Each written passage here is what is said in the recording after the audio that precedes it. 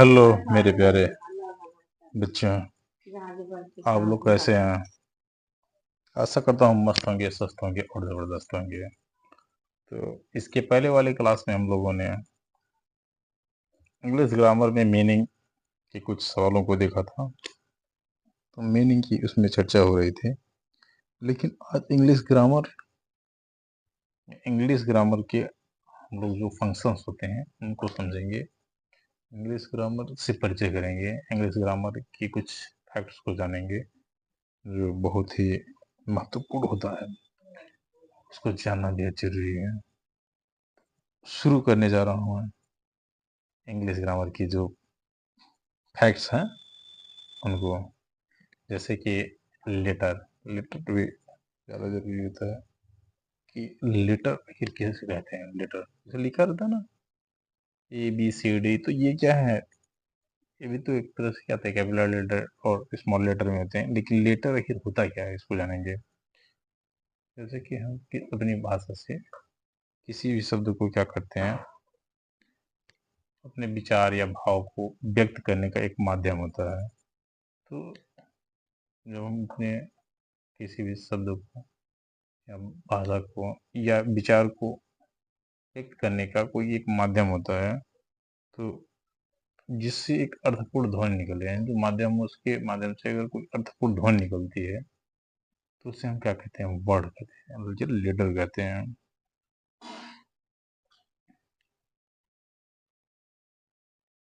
शब्द शब्द क्या होता है? शब्द यानी कि शब्द वर्डों, जो वर्ड होते हैं ना, वर्डों लेटर को सब हम मिलाते हैं और वो क्या होते हैं, यानी कि एक अर्थ हो भी दें, यानी क्रम में हो, तो उनको मिलाने से, वर्डों के मिल से, वर्डों के मेल से मतलब कोई अर्थ निकले।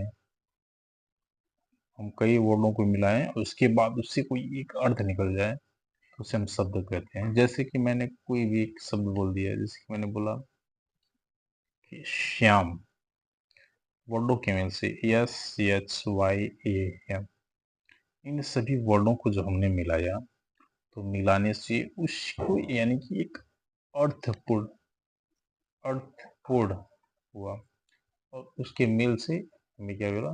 एक शब्द मिला, श्याम। अभी मैं उसको बोलूँ SHYAM की जगह पे SYHAM, तो ये कहीं ना कहीं जो वर्ड है क्रम से नहीं है, और इनसे जो हमको यानी कि शब्द मिलेगा वो क्रम में नहीं हो, तो इसलिए ये शब्द नहीं हो सकता है।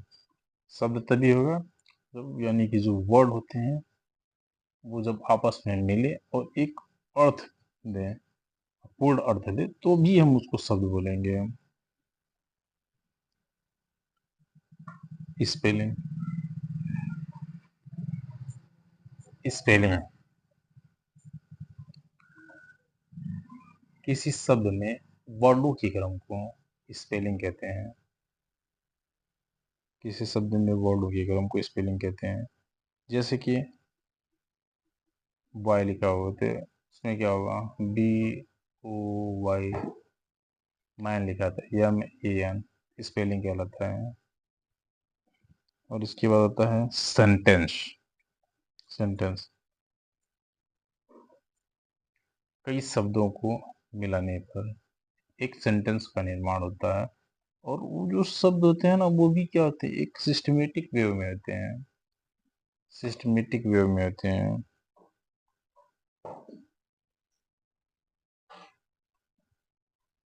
कई शब्दों को मिलाने से एक अर्थपूर्ण अगर होता है तो वो वाक्य कहलाता है। कई शब्दों को मिलाने से एक अर्थपूर्ण होता है तो फिर क्या कहलाएगा? वाक्य कहलाएगा। इंग्लिश में सेंटेंस कहते हैं।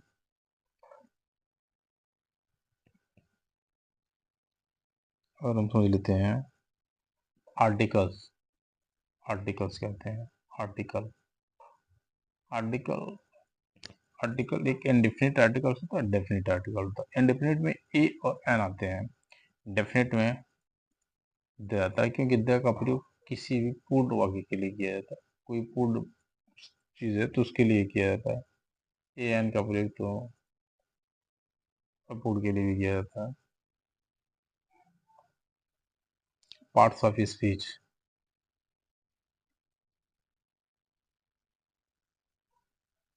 शब्द जो होते हैं इनको, जो भी वाक्य होते हैं इसमें विभिन्न प्रकार से कई तरह से उपयोग किया जाता है। शब्दों को वाक्यों में कई तरह से उपयोग किया जाता है।